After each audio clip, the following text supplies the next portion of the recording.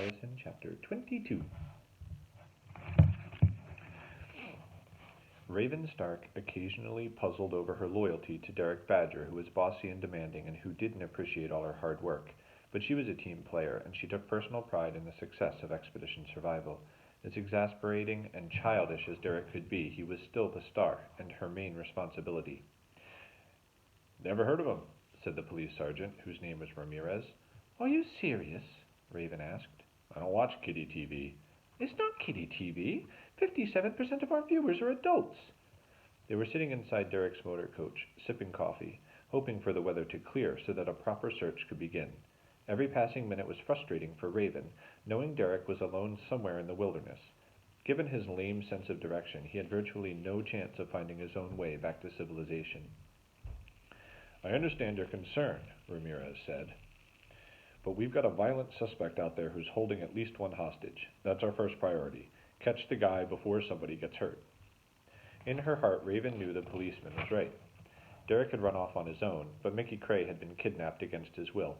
And those two kids, what if the gunman caught up with them? It's a disaster, Raven thought. The Everglades show was in chaos, completely out of control. Real reality had thwarted TV reality.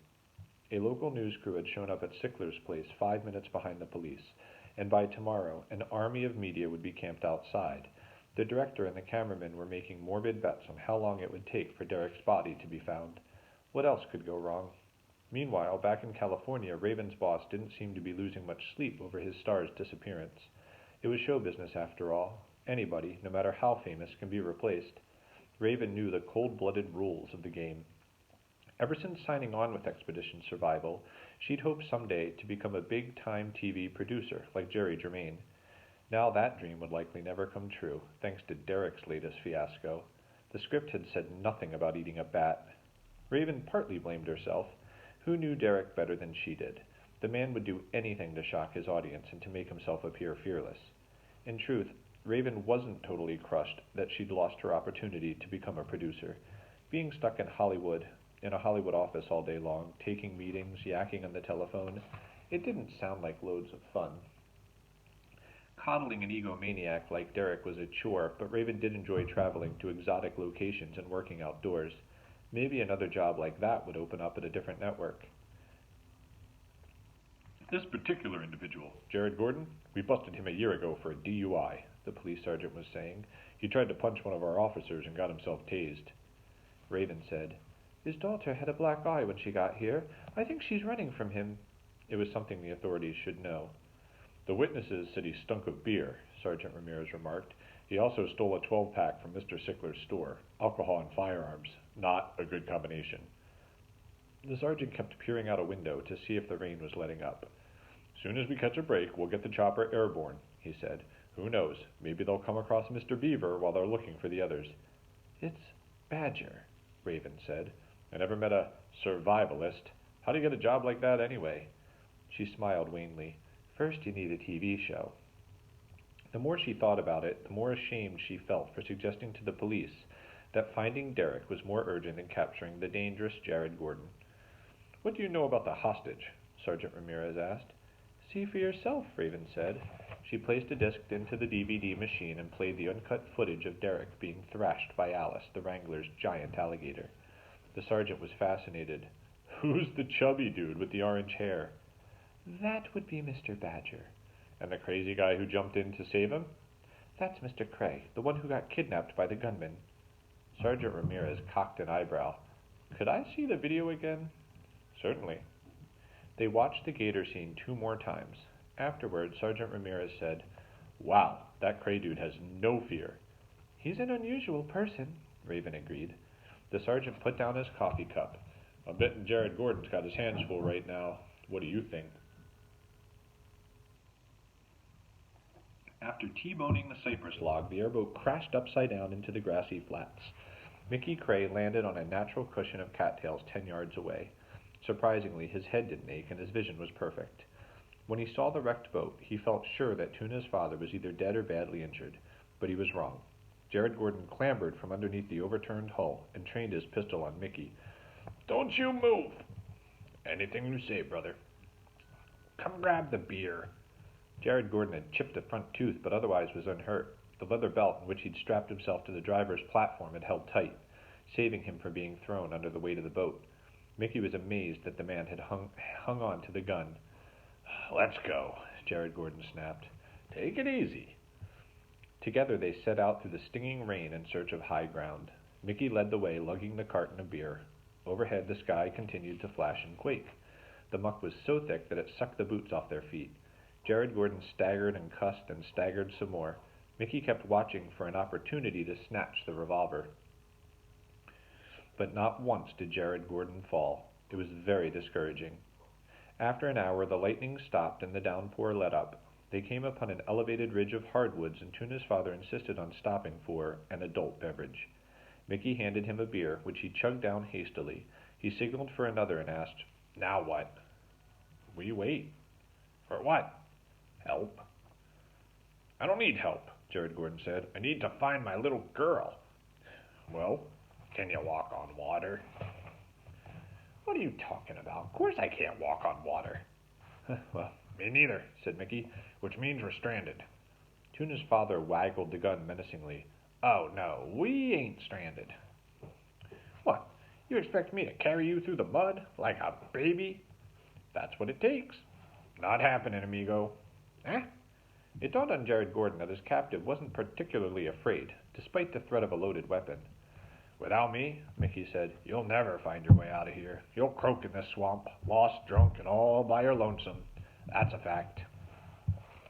Even on a good day, Jared Gordon's brain didn't run like a smoothly oiled machine. And today wasn't a good day. It was a rotten day. He decided to show Mickey Cray that he meant business. "Get down on your belly," he said. "Why?" "Just do it." Mickey had been thinking hard about his situation and the smartest way to handle it. His main mission was to prevent Tuna's father from finding Tuna and Wahoo, wherever they might be. For that reason, Mickey couldn't afford to do something dumb and get himself shot. Until the police arrived, he was the only one standing between Jared Gordon and those two kids.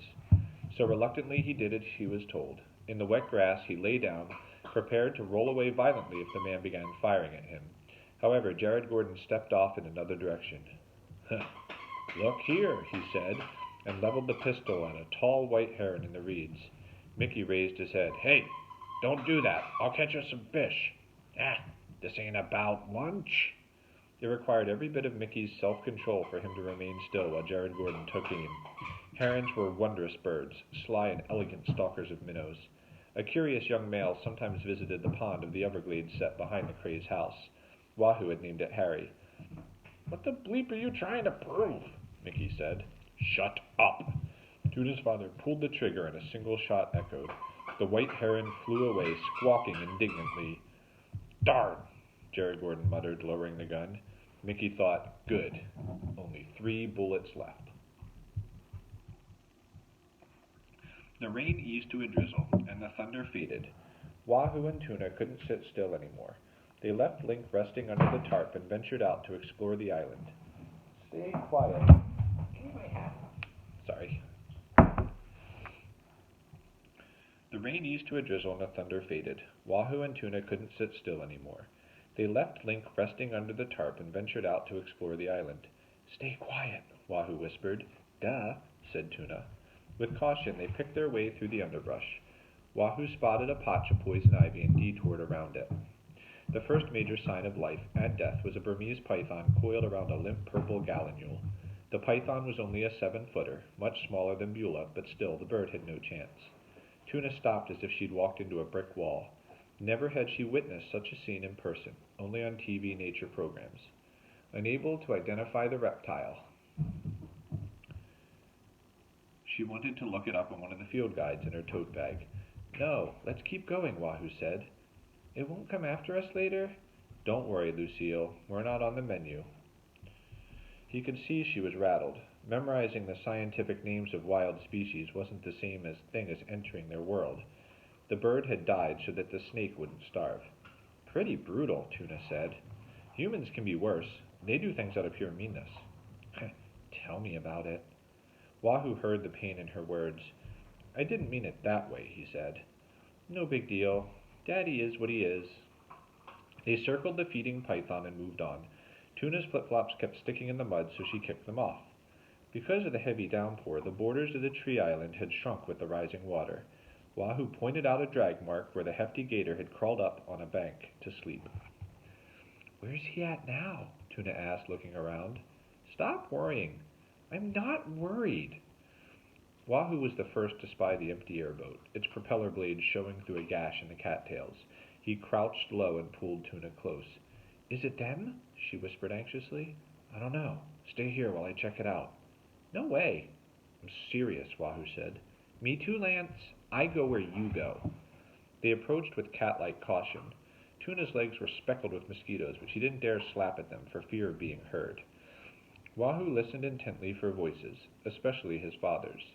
The woods remained silent except for the murmur of raindrops on the leaves. Wahoo halted a few feet behind the beached airboat. "Wrong color," he said. The one that Tuna's father hijacked had a glam sparkle green hull. This boat was hand-painted in a dull camo colors. "It's Lynx," Tuna said with relief. "The one Derek took." From deep in the underbrush came a grunt, followed by an odd, quavering chant. Wahoo edged closer. "Mr. Badger?" "Go away, mate!"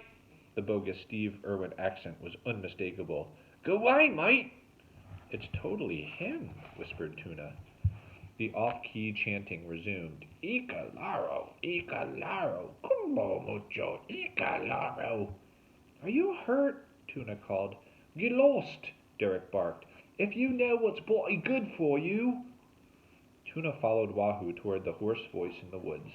They came upon the TV star scrambling awkwardly up a Brazilian pepper tree. The punctured helmet cam sat crookedly on his head, and a burn hole was visible in his shorts. He looked haggard and wild-eyed. "Come on down from there," Wahoo said. "No, I've got the curse." "What curse?" Tuna asked. "Run for your lives, both of you. Chop, chop." Wahoo said, "We need that airboat, Mr. Badger." "Are you blind, boy? The bloody thing's full of water." "You're going to help us bail it out." "Just leave me alone." "Take it easy up there," Tuna advised. This was her second up-close encounter with the legendary survivalist, the first being his botched attempt at bat-eating, and so far she hadn't been dazzled. He certainly wasn't much of a climber. "Icalaro, Icalaro, mucho Icalaro," he yowled from the pepper tree. Wahoo threw up his hands. "Who has time for this?"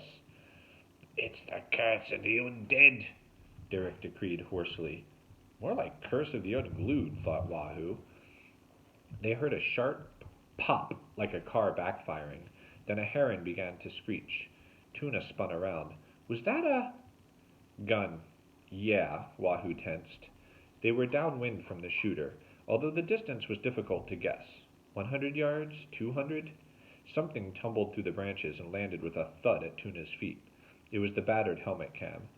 "Help me!" cried Derek Badger, suddenly with no trace of Australia in his voice. He was dangling upside down, arms flailing, one fleshy leg hooked over a bough that was plainly too thin to support his tubbiness. Are you shot?" Tuna yelled. "Hang on tight." "Somebody catch me!" "Uh-oh," said Wahoo, tugging Tuna out of the way. "He's gonna fall." And fall he did.